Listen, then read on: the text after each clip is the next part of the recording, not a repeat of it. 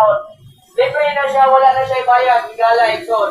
Kana na siya, may tungkol na Diyos kinabuhi, na ang kinabuhi sa tao, dili lamang dili, ibabaw sa kalibutan, kung dili, ano lang may kinabuhi, higala, ikson. Upan ang Diyos, ihatko sa langit. O kamo, musalig, mudangog, muduol, mudawat, kaniya, isip personal nga manuluwas.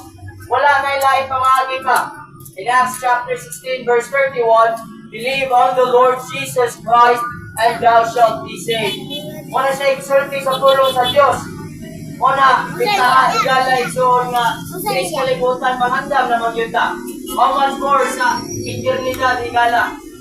Diba, ang tulong sa Diyos, nagingon, for what is your life, it is even a vapor that appeareth for a little time, and then vanisheth away. Ang kinabuhi sa tao mo lamang, labi na karong panahon na, wala na ito na mga Agosto na diay, di ba? Bibila lamang ka mga guntong, wapot na sa dabuhan nga Birmans. Kauman, human na po na tuig.